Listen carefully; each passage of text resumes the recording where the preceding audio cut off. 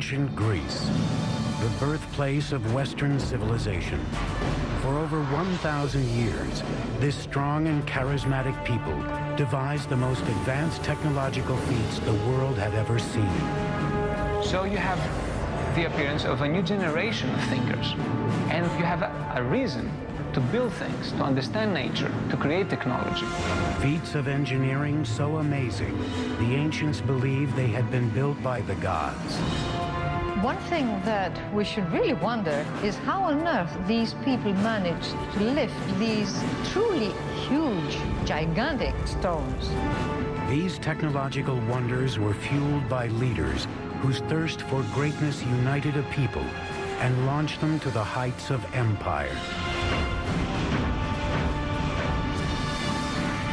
But this brilliant burst of culture and creativity would fall victim to savage battles that pitted brother against brother. A duel to the death that would lead to the end of a golden age.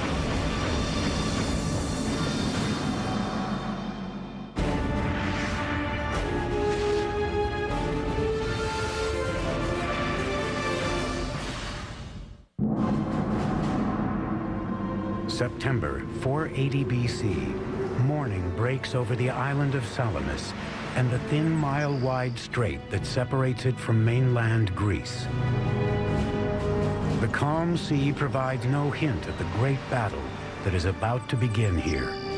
By day's end, the Mediterranean will be flowing red with blood.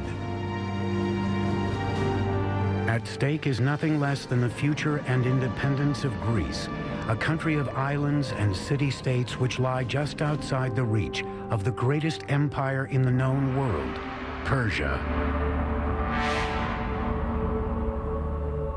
Persia was the world superpower of its day. Enormously wealthy, enormously self-confident, the greatest multi-ethnic, multicultural empire the world had seen. A Persian invasion force of epic proportions is on the horizon. As many as 700 ships carrying 150,000 warriors determined to add Greece to their empire. But one Greek is poised and ready for battle.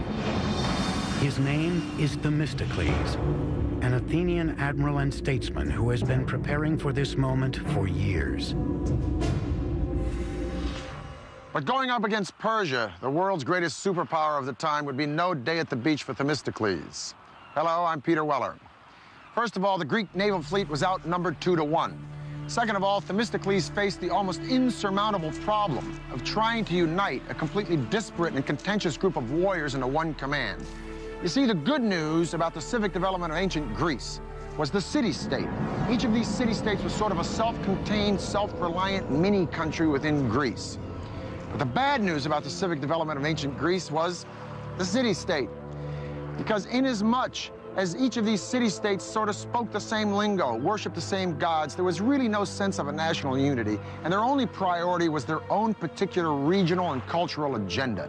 At best, they didn't get along. At worst, they were violently at each other's throats. If there was someone who could pull the Athenians together, it was Themistocles, a man who didn't come from the aristocratic ranks and wasn't ashamed to let his fellow Athenians know it. He was always an outsider, and he saw himself as an outsider, and he prided himself on his lack of polish. He said that he might not know how to tune a lyre or to sing well, but he knew all you needed to know to make a city great and free. Themistocles was no stranger to facing the Persians in battle. 10 years earlier, a smaller Persian force had invaded Greece for the first time and fought the Athenians and her allies at Marathon. Now Themistocles would bring that experience to Salamis and focus his strategy on a fatal flaw he detected in the Persian war machine, their navy. He understood that the water was not the Persians' natural element. Persia was a land power. In fact, Persian religion considered salt water to be demonic. Themistocles wanted the Greeks to build a navy unlike any the world had ever seen. Immediately, work began at breakneck speed to build a fleet of 200 triremes, the deadliest ship in the ancient world. Trireme's about 130 feet long. It's light and sleek, and it's tipped with a wooden ram covered in bronze at the water level, and that is the offensive weapon of the trireme. Might think of the trireme actually as a guided missile. The trireme consisted of 170 rowers on 3 separate levels, 62 on the top level, 54 in the middle, and 54 on the bottom. On the lowest level, rowers were seated so deep in the ship that their oar ports were just 18 inches above the waterline. So you have a ship, a wooden ship, that is powered from the oars. It can go up to 8 knots, or 9 knots, which is an amazing speed for the ancient world. And it can attack like a missile. And the rowers, of course, have to learn how to work as a team. They have to learn to row together in unison, which is an easy thing to begin to do, but a very difficult thing to master. Themistocles' fleet of triremes was finished in just a few years and in the nick of time. In the spring of 480 BC, Persia launched a massive invasion of Greece. Themistocles knew that the Persian fleet outnumbered the combined Greek fleet by almost 2 to 1. So he devised a simple yet cunning plan to keep the Greeks together and level the odds. He had to turn a disadvantage into an advantage, the fact that he had fewer ships than the Persians. So he had to lure the Persians, if you like, into such a battleground that they could not advance the whole ranks. So he can actually concentrate their power and strike it. So the best place that he could do that was at the Straits of Salamis. Themistocles would devise a ruse to lure the Persian fleet into the narrow straits of Salamis. Themistocles was a very cunning man, a great trickster.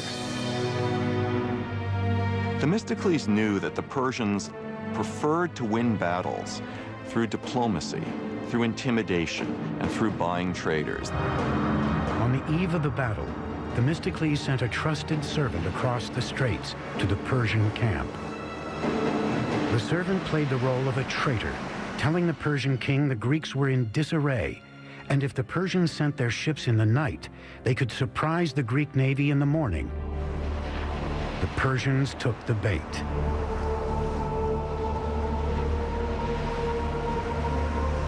So at dawn, the Persians discovered to their shock that the Greek fleet, instead of being about to flee, was getting into battle formation, and that they, the Persians, would have to fight. So it was a perfect setup of a battle by Themistocles. Now 200 triremes, powered by 34,000 Greek rowers, formed into a line. There was no room for the Persians to maneuver in the narrow straits. Themistocles had sprung the perfect trap. The attacks raged all day long as the Greek triremes encircled the Persian ships, then pounded them with their forward rams. And the Persian officers died in unusually high proportions. The battle was so confused, chaotic, and unnerving that at the end of the day, the Greeks weren't even sure that they had won. But thousands of lifeless enemy bodies on the shores of Salamis revealed a decisive Greek victory. Some historical sources claim the Persians lost as many as 200 ships to the Greeks' 40. Any Persians that didn't drown were slaughtered by Greek soldiers waiting on shore. Had the Greeks not won the Battle of Salamis, the Greek civilization, or ancient Greece, its values that we all share in our today's world, may never have been there.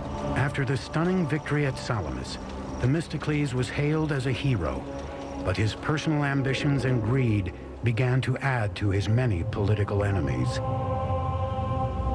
It was only a matter of time before the rage of the assembly boiled over.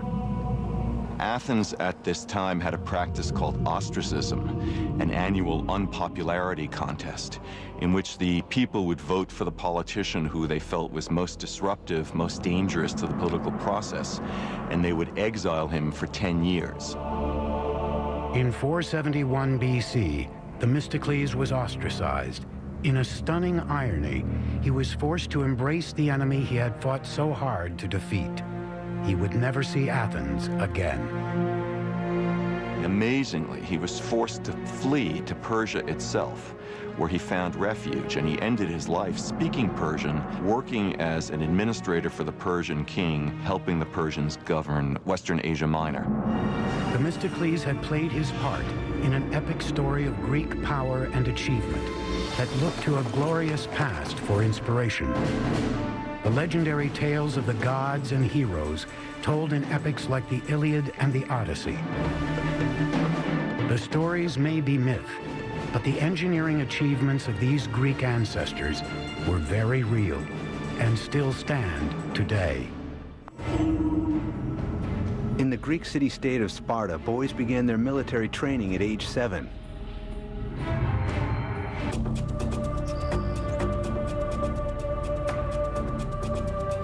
By 1300 BC, a people speaking an early form of the Greek language had inhabited large portions of mainland Greece. They were known as the Mycenaeans, and for years their wars and scandals, exploits and achievements became the stuff of legend and laid the foundation of Greek civilization. Their capital city of Mycenae was surrounded by a massive citadel built over the course of 150 years. According to myth, it was from this city that the Mycenaeans were led by a king named Agamemnon, whose epic struggles were written down by the 8th century BC poet Homer in two of history's most famous tales, the Iliad and the Odyssey. So the Iliad was something like the Bible for ancient Greeks. It contained a moral story. It told you how you should live. It described gods, it described religion, but also described people. It described situations. It gave ideals that you should look upon. The tales of the Iliad and the Odyssey have become some of the most famous in history. The abduction of Helen by Paris, Agamemnon's 10-year siege of Troy, and the giant wooden horse which the Greeks used to enter Troy and destroy the city. Although Agamemnon's exploits during the Trojan War may have been heroic, his return home to Mycenae was far from a hero's welcome. He was murdered by his own wife.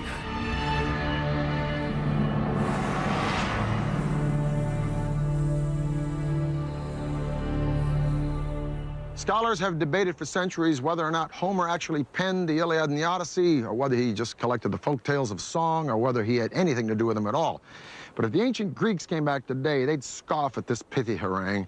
Because of the ancient Greeks, Homer wasn't just some top 40s folk singer, nor was he the best-selling hack writer of some piece of pulp fiction. Homer was an historian. And these legends weren't the bedtime stories to be whispered to the kiddies before the oil lamps were blown out. These were accountable facts.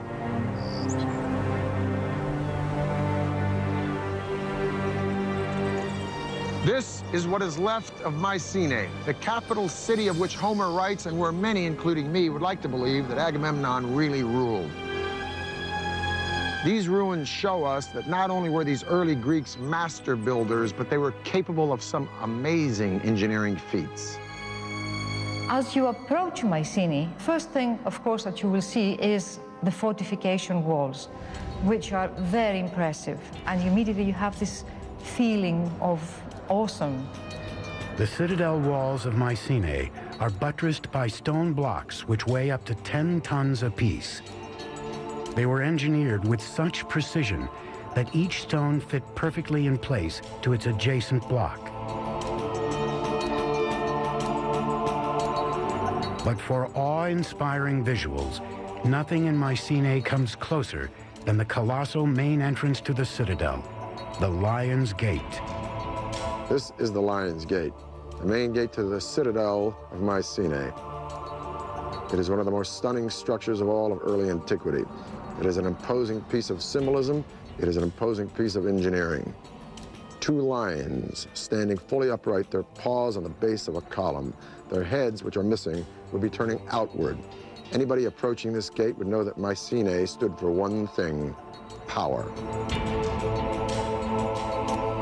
Structurally, the gate looks to be a standard engineering practice of post and lintel construction. These vertical elements here, these massive piers, are the posts supporting the lintel, the horizontal element, which weighs about 12 tons. But it is above the gate where the lions live that the engineers took it one step further. If you look at this triangle of indented stones right by the lions, it develops an element that we call the corbelled arch. Suppose you have these 4 stones, and instead of piling them up, you try to create an opening from that side, and you steal a little bit of space by putting them this way. This is cobbling.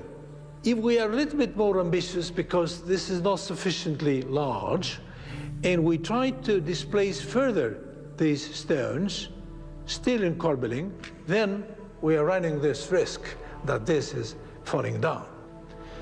So what is the little trick? It's simple. You start putting counterweights behind each of these corbelled stones.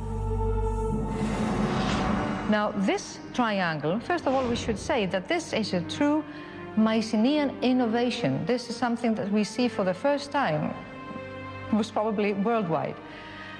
So in that sense, we are looking at something that's very innovative, very new. The Mycenaean engineers took the corbelled arch one step further. They applied the idea to create a revolutionary interior space called a corbelled dome. The dome was used in only one kind of construction, a tomb. Like the Egyptians, the Mycenaeans built incredible structures to house their leaders in the afterlife. These tombs are called tholos. Their construction departed from anything the Mycenaean engineers had ever done before. I mean, the circular form is completely absent in the architectural minds of the Mycenaeans. The Mycenaeans work with straight lines and right angles. So the circle is just for this kind of structure. So that makes the impression and the symbolism of the circle as related to death even stronger. Building a tholos was a giant engineering feat. The first step would have been to hollow out the side of a hill. So they dug this trench, and this trench would form the dromos, which means in Greek road or way. In this case, it's a walkway to the tomb, and it's flanked on each side by these beautiful almond stones set in lengthwise and edgewise. Now, 3,200 years ago in 1200 BC, a visitor approaching would walk down this dromos, and then he would be confronted by an unbelievably magnificent and stunning sight, this massive doorway. The doorway would be flanked by 2 fantastic columns carved out of solid green marble with zigzag and spiral designs going all the way up. Each one of these massive stones is 2.5 feet tall, and there are 33 rings of these stones laid out in a conical shape. Now, each layer of stone is laid over the lower one in a sort of protruding fashion. That's what we mean by the corbelled style. And then they're shaved down to make it all very smooth. In order for this structure to be stable, you need a constant pressure from outwards inwards, very much like a barrel where you need this band, this metallic band around to keep the rings together. This pressure comes from the addition of earth. As they build, they add earth from around, and quite a lot of earth, and there comes a point when they have finished the beehive structure inside. At the same time, they have built a whole earthen mound on top. Around 1100 BC, this early Greek civilization suddenly and mysteriously disintegrated and disappeared. There's lots of theories about that. I think the most dominant one is new tribes, new barbarian tribes came from the steppes, and they attacked the civilizations of Egypt, they attacked the civilization of Mesopotamia, causing disruption in the trade routes. But that became their fall. With the fall of Mycenae, Greece entered a dark age. Over 4 centuries, its culture fell into a deep slumber. Then, in the 8th century BC, individual city-states began to develop and flourish, each one forging its own identity, competing for economic, military, and engineering prominence. One Greek island in particular, Samos, would see the construction of one of the most amazing engineering feats seen in the ancient world: moving mountains to bring water to the people. The ancient Greeks believed that Homer, the 8th century poet who wrote the Iliad and Odyssey, was actually blind.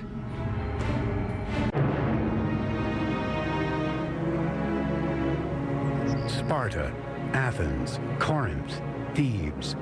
These are just a few of the more than 100 city-states that emerged all around Greece 400 years after the disappearance of the Mycenaean civilization. Before the advent of democracy in Greece, many of these city-states were led by a single ruler, called a tyrant in ancient Greek.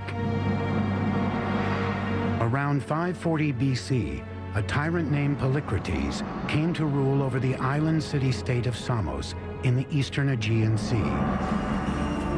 He was quite a player on the international scene. He made tactical alliances, not just with the Persians, but also, for example, with the Egyptians. He was an ambitious figure.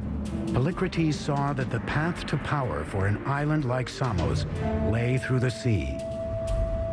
He built a fleet of 100 triremes, terrorizing neighboring city-states and taxing ships that passed through the surrounding waters. Under Polycrates, Samos, his home island, became the dominant sea power, and that was the basis of his wealth and power. With his newly found riches, Polycrates built up defensive walls around his capital city and set about to solve a problem that plagued many cities in the arid Mediterranean climate: drinking water. Samos was a very, very important and powerful city. They were needing a lot of water, and they were short of water. There was a plentiful spring available, but it was separated from the city by the 900-foot-high Mount Castro. Somehow, Polycrates and his engineers had to figure out how to connect the city and the spring. Running an aqueduct around the mountain was not an option. You could construct a water supply system around the mountain, but the first thing a besieging enemy would do to cut off that water line, and there you are with your wonderful fortification, with your wonderful new walls, and you're drying out. The solution required thinking outside the box. Polycrates turned to an engineer named Eupalinos. Eupalinos came up with a solution that literally meant moving a mountain, a tunnel running straight through Mount Castro. It would be a huge project and a lengthy one. The time needed for such tunneling should be enormous. Therefore, the decision was taken to drive tunnels from both sides.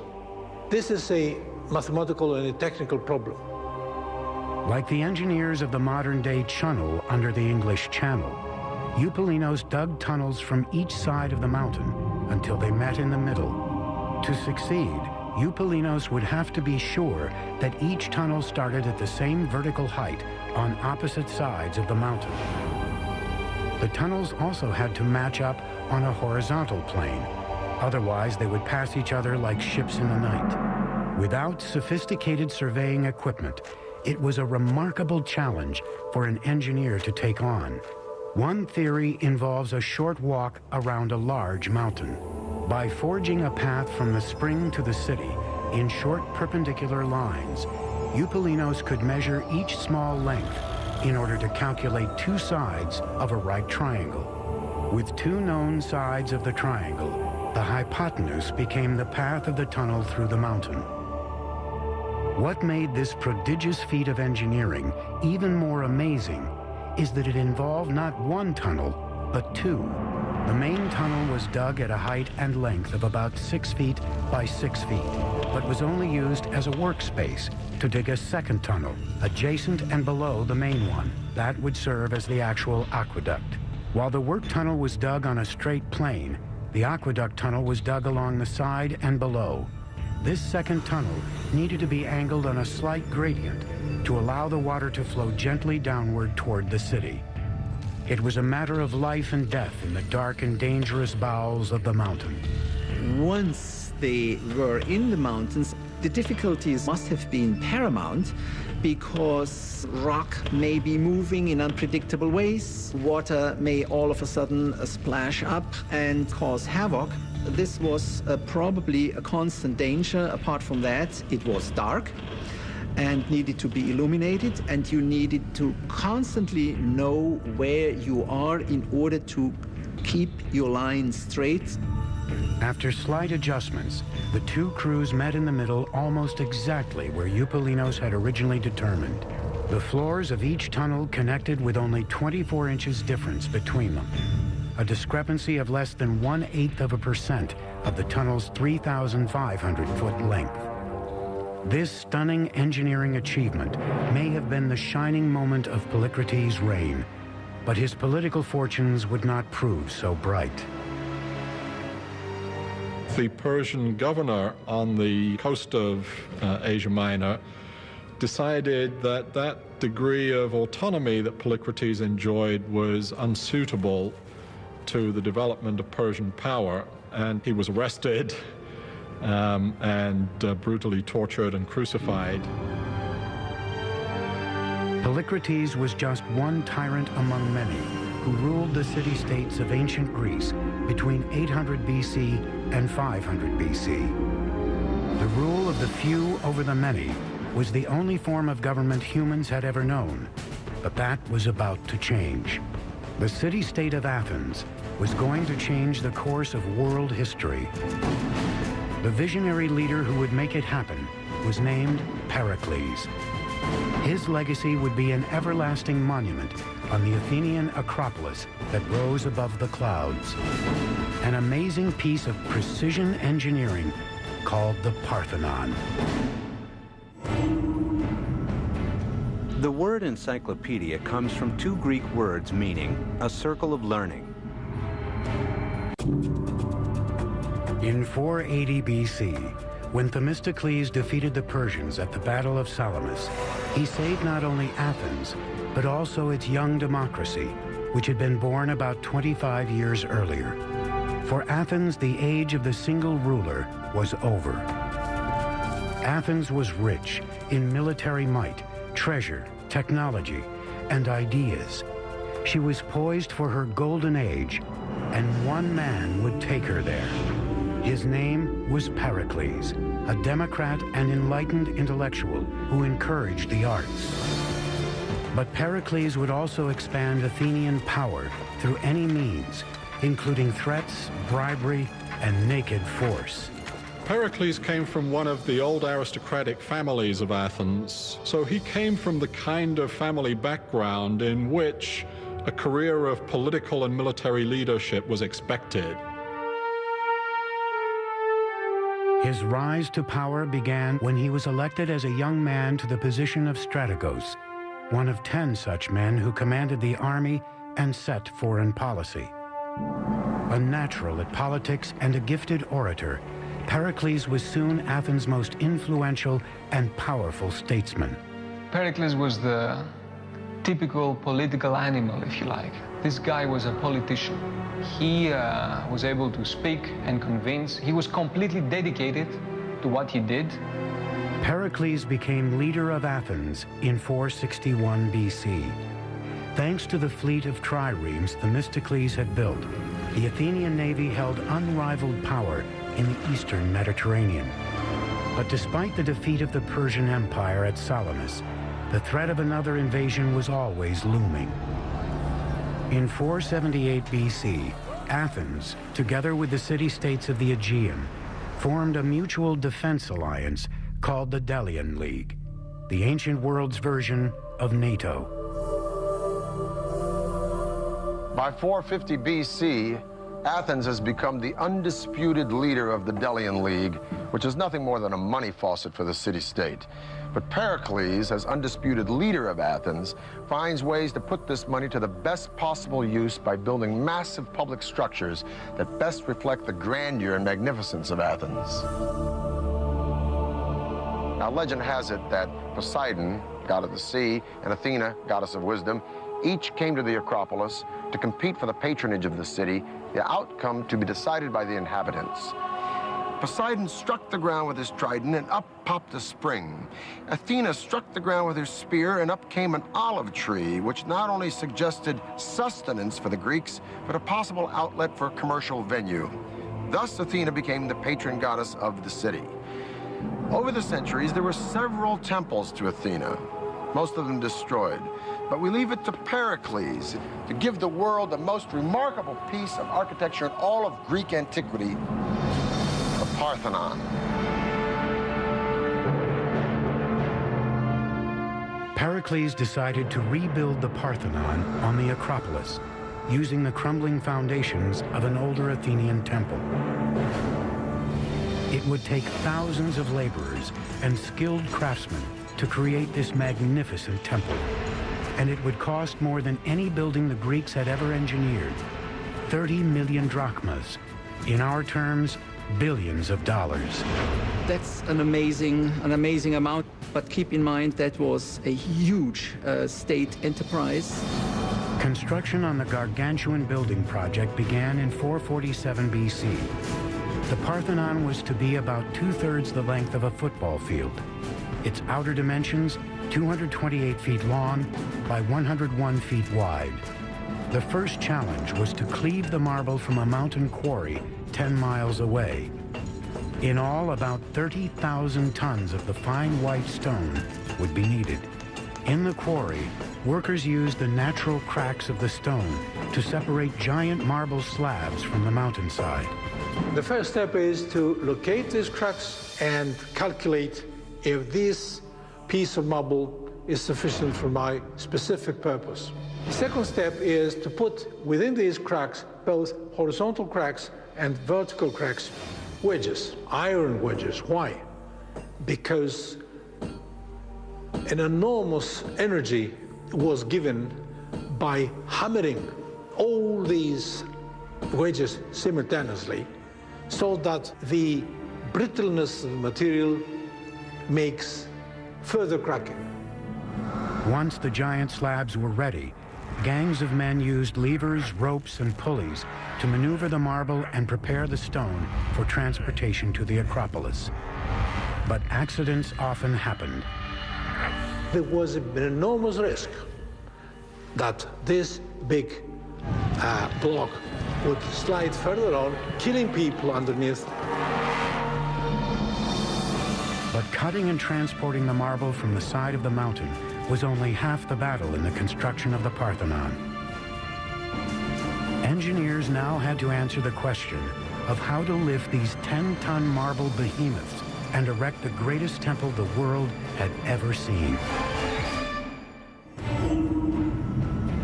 No medals were awarded in the ancient Olympics. A winner received an olive wreath on his head. July 447 BC. Construction began on a magnificent temple on the Athenian Acropolis. The Parthenon was the vision of Pericles, a dynamic and ambitious leader who would take Athens into a golden age never before seen in ancient Greece. It was a statement. We are the most powerful city. We are the cauldron of democracy and free thinking. We have the best people, we have the best army, the best navy. We are the leaders. The Parthenon would differ from most temples of the day, which consisted of a hexa-style construction, featuring 6 columns on one end and 13 on the side. The Parthenon would be a larger octa-style, with 8 by 17 columns. That makes the building very different because they all have basically the same proportions. When you make them larger, you simply scale up everything. To make it wider was to give it an extra dimension. The columns provide the main support for the structure. Each column consisted of 11 separate drums, stacked one on top of the other like checkers. They were carved so that they would perfectly fit when laid together in a column.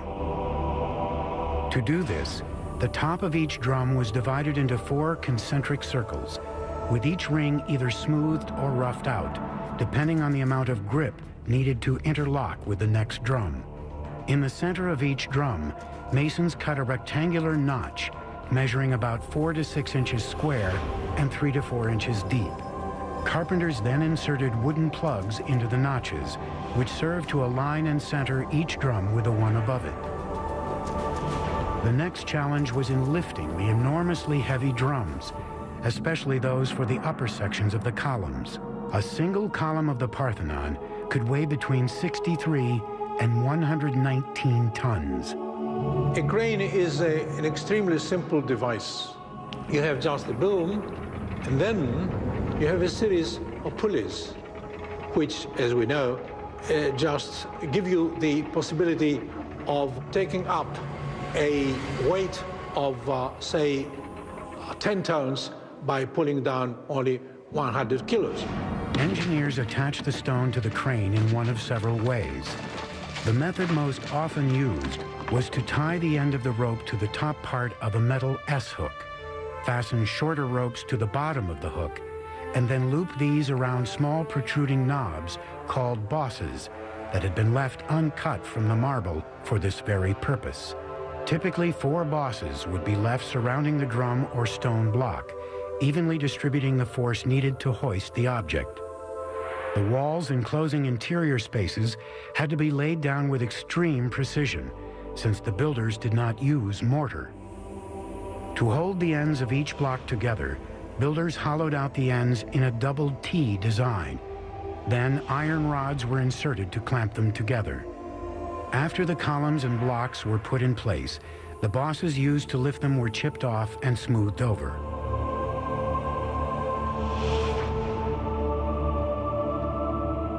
There's a saying that there are no straight lines in the Parthenon. Now, what's meant by this is that the architects incorporated a series of sort of optical illusions when they built it. It starts with the stairs, goes up through the columns, all the way up to the top of the building, the pediment, that triangular element at the top. So let's take a look at the stairs. They seem to be straight, but no, closer look, they bow in the center and they go back down at the end. Now this conceit, if you will, continues right up to the columns. This column is of the Doric order. There's no base. It seems to grow right up out of the stone. Each column has 20 flutes, which makes the column sort of undulate as you look around it. And then the column bows out in the center and bows back up at the top. This is a process called entasis. Such long lines, which are more or less at the level of your horizon, tend to curve. So in order to extinguish this effect, they curve them the other way. So the result, again, is more harmonious, and you see it as being straight. Because if it was all straight, perfect, right angles, then you will see it like that. The Parthenon's main function was to provide shelter for the monumental statue of Athena. Parthenon was an extremely expensive building, but the statue inside of it was almost equal in cost to the building itself, if not even more expensive. Athena's statue was about 10, 11 meters high. That means 32, 35 feet or so. And it was of the materials gold and ivory. Hundreds of sculptors created lifelike figures that proved the craftsmanship wasn't simply in the engineering. The most famous carving in the decoration of the temple is the frieze running on the interior walls of the Parthenon. It was carved in a low relief, just inches off the stone, and depicts the Panathenaea, a celebration to the goddess Athena held in Athens every 4 years.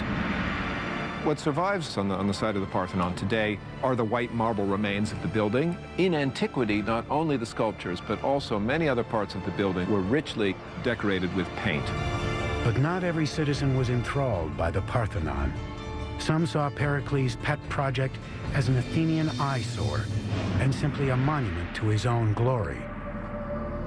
Now, many Athenians hated the Parthenon, the temples. They thought it was disgusting. They thought it was terrible. Plato didn't like it at all. For many Athenians, when they saw in their holiest of holies, if you like, those new buildings coming up, buildings that had incorporated novelties, buildings that were making a break from the past. The whispers of discontent in Athens weren't limited to the Parthenon. As Pericles continued to expand Athens' domination, his rivals began to conspire against him. Soon they lashed out and attacked his close associates.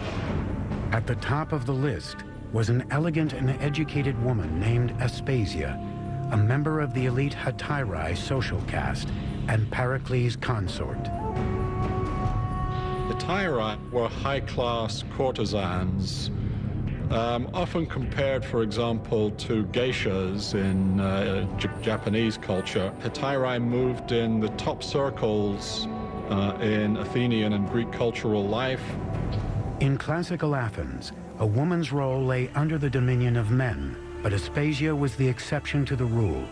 Pericles treated Aspasia as an equal, and his consort quickly became part of the Athenian elite. But they became a well-known couple, and to the sort of astonishment and some scandal of the Athenian people, Pericles was even to be seen actually kissing Aspasia publicly. And of course, public displays of affection were not anything that one expected to see in classical Athens. By 432, after nearly 15 years of construction, the Parthenon was completed. This temple to Athena did just what Pericles wanted. It advertised the power of Athens to the world. Ironically, the supremacy the Parthenon symbolized was already waning, and Athens' longtime enemy Sparta was on the rise.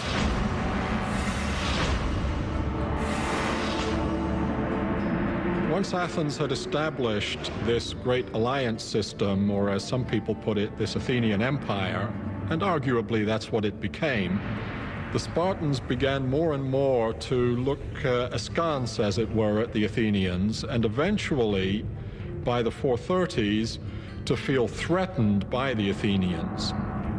In 431 BC, Sparta moved on Athens. For 2 long years, Athens held out against the Spartan siege. But Pericles' shining city was about to come under attack by an invisible enemy. After a couple of years, because of the overcrowding in the city of Athens, disease that seems to have come originally from the Near East attacked the Athenian people. It's known as the Great Athenian Plague. Large numbers of Athenians died in this plague. Pericles, now in his early 60s, survived the plague, but was physically weakened and bore the brunt of the blame for the city's misfortune. In 429, with plague and war overshadowing his beloved city, Pericles died.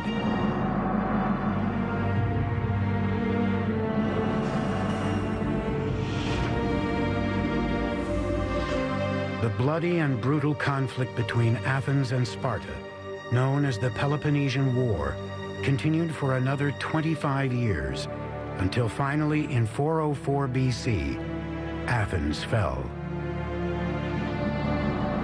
With the end of the Peloponnesian War, the time of Pericles and the dominance of Athens was over. Great marvels of Greek culture and Greek engineering would live on. And the irony was that the two men, the two purveyors of the fantastic legacy of classical age of Athens, were not Athenians at all. The names of these two men would be synonymous not only with conquest, but with Hellenism, the spreading of the Greek ideal of culture and value throughout the world, right on up to our own modern day. These two men were Philip II of Macedonia and his son, a man who would be the envy of every single general and emperor from Julius Caesar to Napoleon to George Patton. A man who would traverse most of his known world in his short 33 years, that student of Aristotle and self-proclaimed God, Alexander the Great. I'm Peter Weller for the History Channel.